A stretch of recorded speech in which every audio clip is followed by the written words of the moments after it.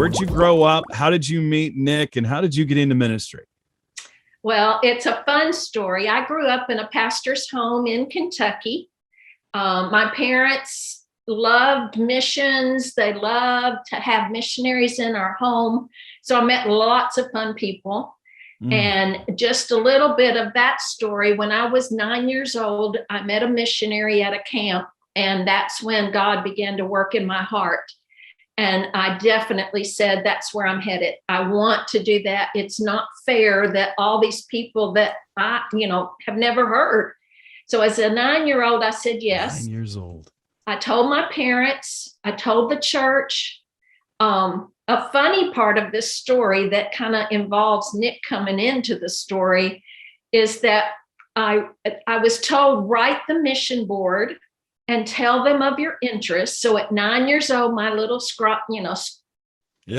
writing, I sent that letter. They wrote me back and they said, every year, just kind of write us a note and tell us where you are in the process. And I did that.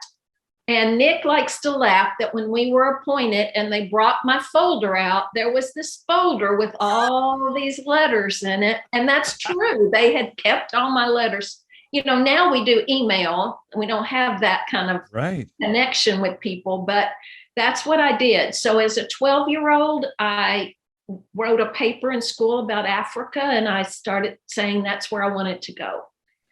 So when I got to the college that I went to in Kentucky, Nick was a sophomore at that time, and we met. He had never met a missionary, and he may have told this part of his story. Mm-hmm. So, he met this missionary and said, I'm ready to go.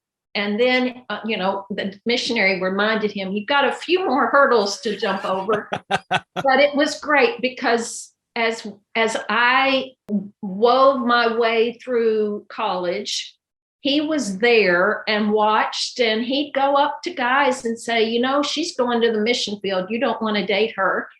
But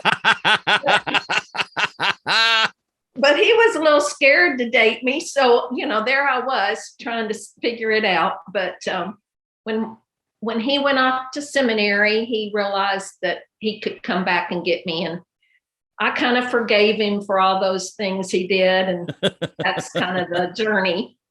Another really fun part of our story is when we went to ask my parents for their blessing to be married. Uh-huh. My dad looked at me and he said, Ruth, what about your desire to go to the nations? What about your desire to do missions? And I said, Dad, that's what we want to do. And Nick and I want to do it together. And my dad said, then I bless you. If you're going to do what God asked you to do and told you to do all those years ago, then I bless you in this marriage. And my dad and mom really did bless us. It was a big part of our lives.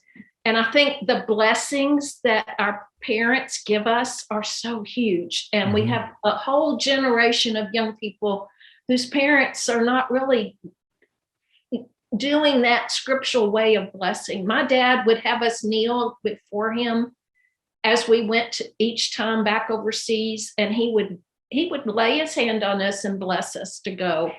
So a blessing is a big part of our lives, and something that I want to do for young people who are not having that blessing, because you don't want to be out on the edge of lostness without a blessing from, you get the blessing from God, but to have a blessing from somebody that can really hold you accountable to that, that's huge.